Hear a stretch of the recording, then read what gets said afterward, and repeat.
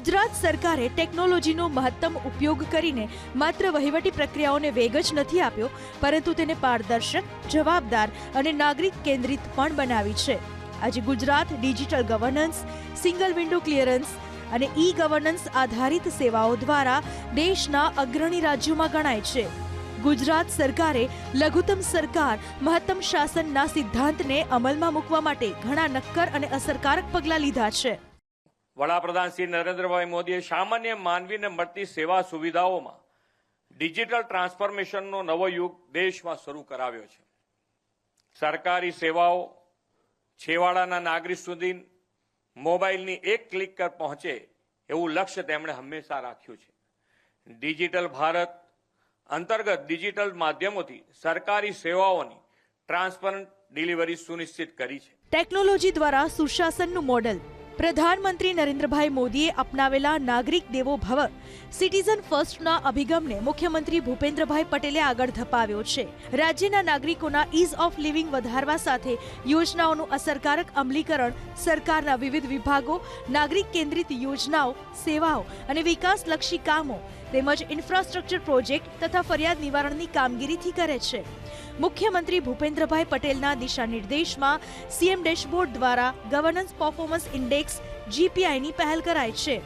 મુખ્યમંત્રી ભૂપેન્દ્રભાઈ પટેલના દિશા દર્શનમાં આ હેતુસર વિવિધ વિભાગોની જુદા જુદા પ્રકારની કામગીરીઓના મહત્વપૂર્ણ પેરામીટર્સને સીએમ ડેશબોર્ડ પર એક જ ઇન્ટિગ્રેટેડ પ્લેટફોર્મ પર લાવવામાં આવ્યા છે. ટેકનોલોજીના સમુચિત ઉપયોગની પહેલરૂપ આ સીએમ ડેશબોર્ડ દેશના અન્ય રાજ્યો માટે જનહિતલક્ષી અને યોજનાકીય કામગીરી મૂલ્યાંકન તથા અમલીકરણ માટેનું ઉદાહરણરૂપ પ્લેટફોર્મ બન્યું છે. મુખ્યમંત્રી શ્રી ભૂપેન્દ્ર પટેલે ગુડ ગવર્નન્સની એ ઉજ્જવળ પરંપરાને ગતિપૂર્વક આગળ ધપાવતા સીએમ ડેશબોર્ડ દ્વારા સમગ્રલક્ષી ગવર્નન્સ પરફોર્મન્સ ઇન્ડેક્સ એટલે કે GPI તૈયાર કરાવ્યા છે. ઈ ગવર્નન્સથી પારદર્શિતા અને જવાબદારી. ડિજિટલ ગુજરાત પહેલ હેઠળ રાજ્ય સરકારે સરકારી સેવાઓને ઓનલાઈન પ્લેટફોર્મ પર લાવીને સામાન્ય નાગરિકોની ભાગીદારી અને સુવિધાને પ્રાથમિકતા આપી છે. આજે જન્મ પ્રમાણપત્ર, મૃત્યુ પ્રમાણપત્ર, જાતિ પ્રમાણપત્ર, આવક પ્રમાણપત્ર, જમીનનો રેકોર્ડ, રેશન કાર્ડ, પેન્શન અને શિષ્યવૃત્તિ જેવી સેંકડો સેવાઓ ઓનલાઈન ઉપલબ્ધ છે. ગુજરાત સરકારે ઈ ઓફિસ સિસ્ટમનો અમલ કરીને ફાઇલની હિલચાલને સંપૂર્ણપણે ડિજિટલ બનાવી છે. આનાથી નિર્ણય લેવાની પ્રક્રિયામાં ઝડપ આવી છે અને દરેક સ્તરે જવાબદારી સુનિશ્ચિત થઈ છે અને નાગરિકોને સરળતાથી સેવા મળી રહી છે. 7/12ના ઉતારાથી લઈ તમામ સરકારી દસ્તાવેજો ઓનલાઈન મળી રહેવાથી નાગરિકોને લાઇનમાં ઊભા રહેવાની હવે જરૂર નથી પડી રહી. સરકારે હવે તો એક નવો અભિગમ લાવીને દરેક તાલુકા કેન્દ્રો ઉપર એક સિંગલ વિન્ડો એટલે સિંગલ એક જ બારી પર જઈને બધા જ પ્રકારના સરકારી કામો, આવકનો દાખલો કઢાવો, ક્રિમિલિયર કઢાવો, 7/12ના ઉતારા કઢાવવા કે કોઈ પણ પ્રકારનું સરકારી કાગળિયું કે કામકાજ હોય એ એક જ બારી પરથી પતી જતું હોય છે. એ કામ ખરેખર ખૂબ સારું છે અને સરકારે એ કામ કર્યું છે. એ સરકાર એના માટે અભિનંદનને પાત્ર છે. સરકારનો ખૂબ ખૂબ આભાર.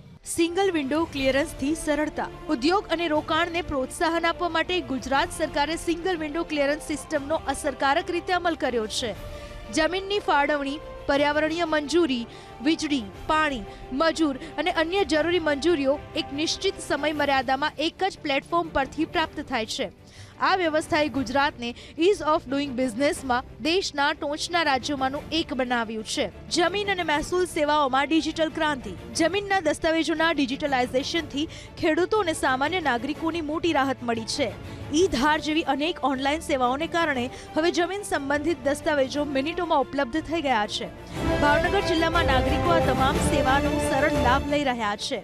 ગુજરાત સરકારના જે ડિજિટલ ગુજરાતનું જે આખું પ્લેટફોર્મ તૈયાર કર્યું છે એ બહુ સરસ છે અને ઓનલાઈન છે.